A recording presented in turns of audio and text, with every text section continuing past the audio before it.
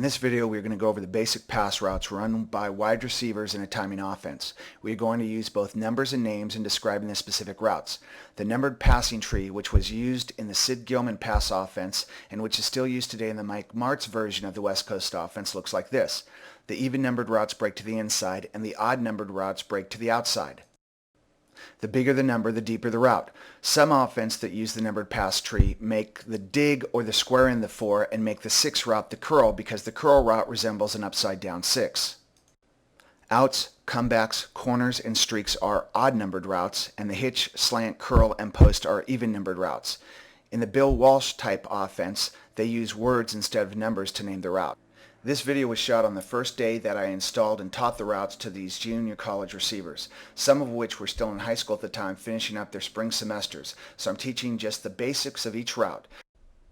We're going to start with the 4-step hitch route. This is what it looks like on paper. And this is what it looks like on the diagram. The blue feet indicate the breakdown movements. Notice that the receiver is breaking down with his inside foot. This keeps his shoulders vertically upfield.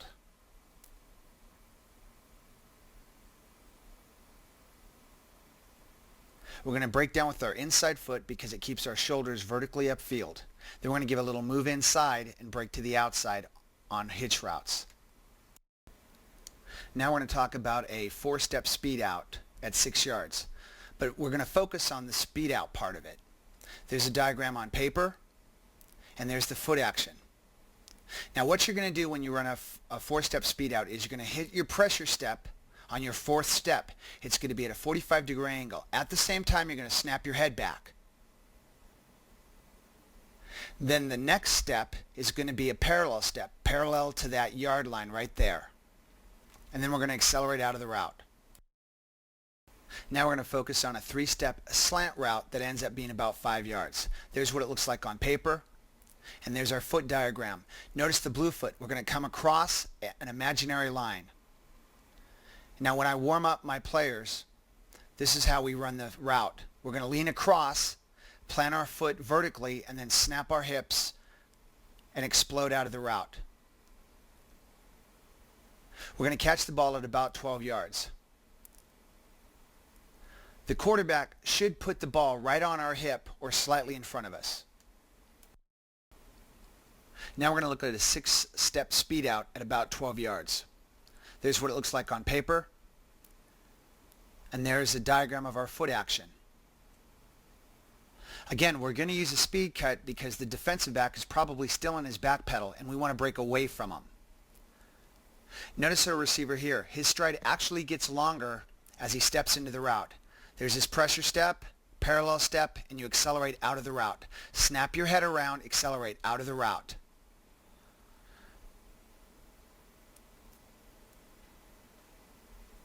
Stride gets longer. There's our pressure step at 45 degrees.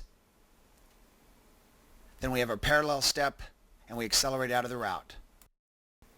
Now we're going to look at a 6-step curl route at 12 yards. There's what it looks like on paper.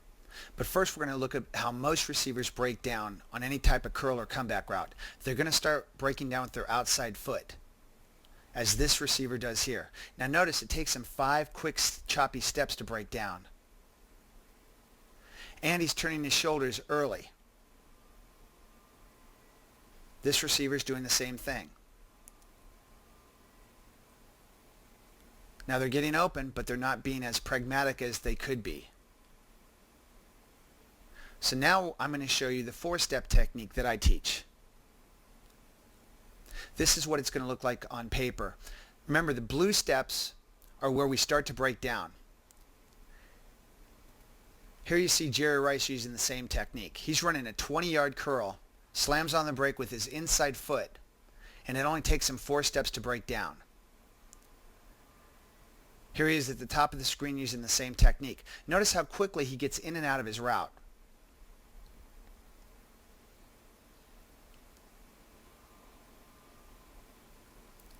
Now here's a receiver just out of high school. He's starting to break down with that inside foot too. It takes about 20 to 40 minutes to teach this technique, but notice his stride going into it actually starts to get longer.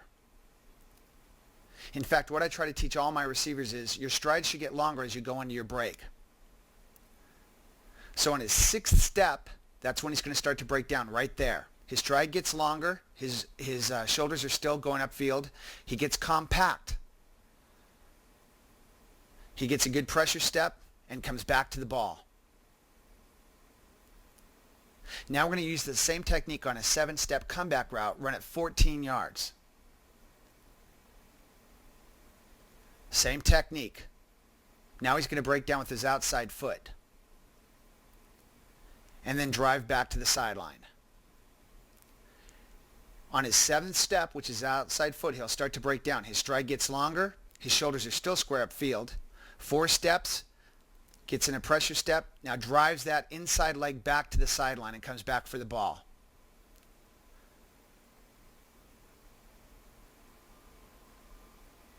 He uses really good technique here. That inside leg really drives back to the ball. Now we're going to look at a square in route run at about 16 yards. There's what the route looks like on paper. And again, we're going to use our speed cut. We're just going to break in, and the ball should be halfway there when we make our break.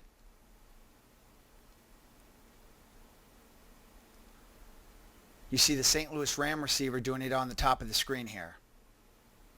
Now we'll look at a dig route at 16 yards. A dig route is different than a square in because now the single side receiver is going to run that route.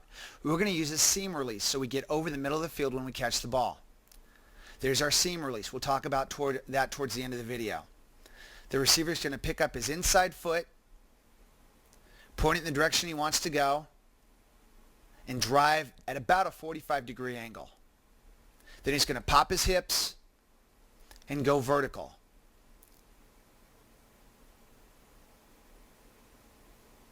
At the top of the route, he's going to use a speed cut.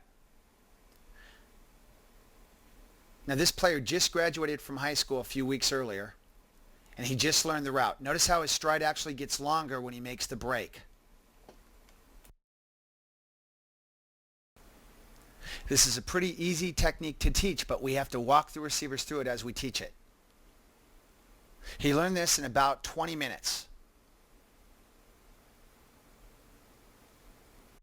Now we're going to look at a post corner route run at about 12 to 14 yards. There's what it looks like. Again, we're going to use an inside seam release. Push it vertically and then break to the corner. You'll have a lot more success if you run your post corner using a seam route first. And this has the ability to turn defenders. So the receiver takes an inside release, pops it vertically, sticks it to the post, and accelerates to the corner. Your completion percentage will go way up. But let's see what it looks like when we run against a defender.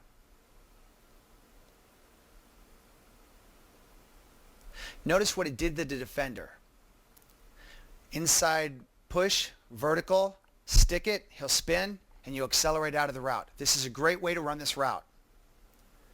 Now let's look at the St. Louis Ram receiver do it at the top of the screen. He's going to try to take an inside release. He's not going to get it, but he's still inside. Come over the top, stick to the post, accelerate to the corner, touchdown. Now let's look at a 7-step post route. Most receivers run their post route at 5 steps, but we're going to push it 2 more steps downfield to get closer to the defender so we can accelerate away. Again, we're going to use a stick at the end. A stick is when we're just going to cross an imaginary line and accelerate to the ball. Now, what I have my receivers do is they just count their steps at first. Once it becomes embedded in muscle memory, they'll always use 7 steps. And you'll be surprised, you'll start hitting this right away. Now, I also need to mention that we're going to use an attack release on this. An attack release is when we run right at the defender. Those 2 extra steps help close the cushion, so when you break to the post, you're breaking away from them.